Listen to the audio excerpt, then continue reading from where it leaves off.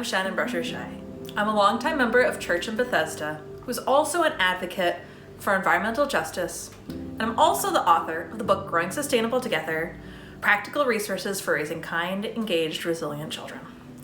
For the sermon this morning, I'm going to be discussing environmental justice, both the church's and our individual role in it. As 1 Corinthians 13 states, love is patient, love is kind. It does not envy, it does not boast, it is not proud. When I was in high school, I decided to write my own life philosophy. I was taking a class where we read some novels summarizing philosophy, including Ayn Rand, if you've ever had to sit through that, and I wanted to figure it out for myself. I rooted in the passage in Mark 12. Love the Lord your God with all your heart and all your soul and all your mind and all your strength. The second is this: love your neighbor as yourself. There is no commandment greater than these. I remember typing that passage right at the top of the paper. I was probably the only 16-year-old who chose to write a 15-page paper inspired by English class that I didn't even turn in or ask for extra credit on. But one thing it did for me was force me to think, really think, about what love means. I missed a lot. I was only 16. But nonetheless, just thinking about it was sort of a revelation. And it's something I've continued reflecting on since then. I reflected so much more on what love means in the broadest sense, largely informed by the passage from Corinthians. Much like the word kind these days, love has a broad definition and associations. While romantic love may be what most people think of, the biblical reference is to the Greek agape, which means unconditional love, love without expecting return. That involves working to the mutual benefit of people in a respectful manner. While the Beatles song goes, all you need is love, it turns out that being loving requires more than just wanting to be loving. Loving also requires a set of skills to put it into action, like listening, patience, emotional regulation, self-control, moral reasoning, and more. If these sound like the fruits of the Spirit in a different famous letter by Paul, that's not a coincidence. As he says in Galatians, but the fruit of the Spirit is love, joy, peace, forbearance, kindness, goodness, faithfulness, gentleness, and self-control. As the fruits of the Spirit suggests, the more you rely on the Holy Spirit and practice these skills, the better you become at loving people. There's also the question of who, or perhaps what, we should love. Jesus provides a succinct answer for that in the parable of the Good Samaritan. We're called to be the neighbor, whoever the being in need is. To me, and I think generally, God calls us to extend that neighborliness to all of God's creation, not just the humans in it. In Genesis, God said creation was good. So we need to treat it with love and respect as well. And when you look at global ecology, treating both living and non-living things with respect and love makes even more sense. What we do to one, we do to many. We're all entwined. What pollutes the water harms the people drinking the water. The oil pumped out of the ground and burned in cars makes air hard to breathe, causing asthma in kids, heart attacks in older folks, and degradation to ecosystems. Burning coal and natural gas sends carbon dioxide into the air, which warms the climate. That worsens hurricanes, spikes cases of heat stroke, reduces agricultural crop yields, and eliminates wildlife habitat. Perhaps most importantly, the people who are being harmed the most now, as well as in the future, are those who have also been harmed the most in the past. Environmental injustices have the largest effects on people who have been historically and currently oppressed and marginalized, especially Black, Brown, and Indigenous people. But harm isn't limited just to them. Ultimately, we're all going to be harmed with how we treat the earth if we haven't been already. We're all at risk in different ways, from climate change, air pollution, water pollution, and more. Our family has even seen some of these ourselves, even though they're in small ways. The hotter summer days that make it harder to play outside. The less predictable frosts to plant our garden. And so what can we do about this? Fortunately, the actions we can take to be more environmentally sustainable helps us also love so much more than the earth. These actions have a double benefit. They make the world better for everyone in the long term, and they make us better people in the short term.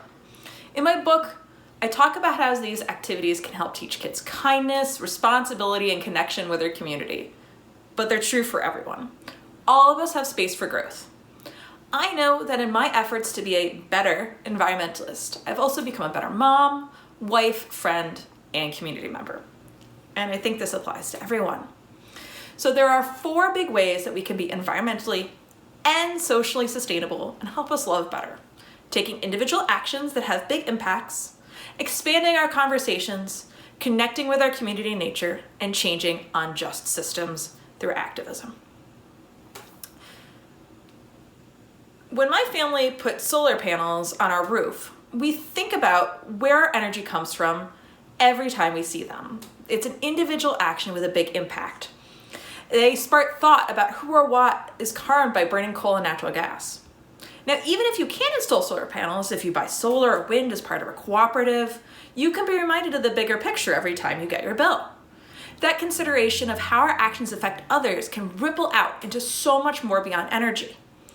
Make us think about how do those actions affect others. And they don't just affect just us.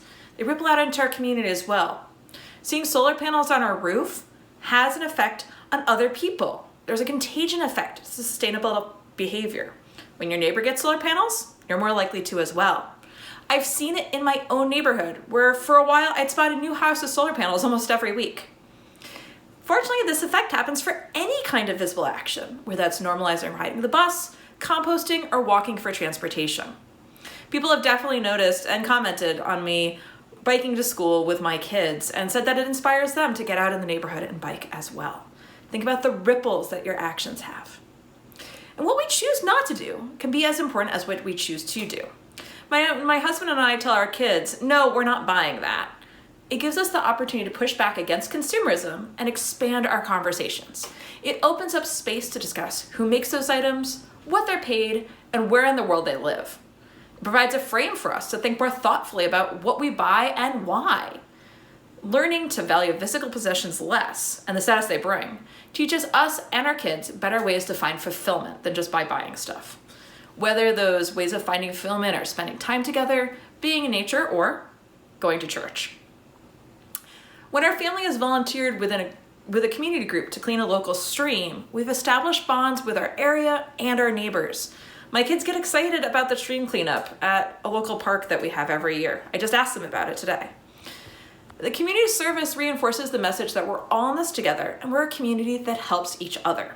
If you do local environmental volunteerism, the next time someone in the community is in need, you're more likely to help them because you've already built that connection, even if you didn't engage with them specifically. Volunteerism also establishes a sense of place and attachment to that place, making you more likely to take care of it in the future. Spending hours fishing plastic wrap out of a stream is very good at reminding you to be careful with your garbage and to take care of your nearby park when you see the impacts of it directly. And then when a group of people works together in activism, kind of that one step beyond volunteerism, they build community and fundamentally shift systems. Activism cultivates hope, staving off climate anxiety, hopelessness, and powerlessness. Knowing that other people care and are working on the same problems as you helps you feel less alone and isolated. One essential moment in my young life was participating in a big environmental lobby day at the New York State Capitol. Walking down the marble halls of the Capitol towards a state senator's office with a bunch of other students as well as adults made me feel like I and my voice mattered. They had to listen to us. I brought my kids to a climate march a few years ago and hoped that experience might give them a little of the same feeling.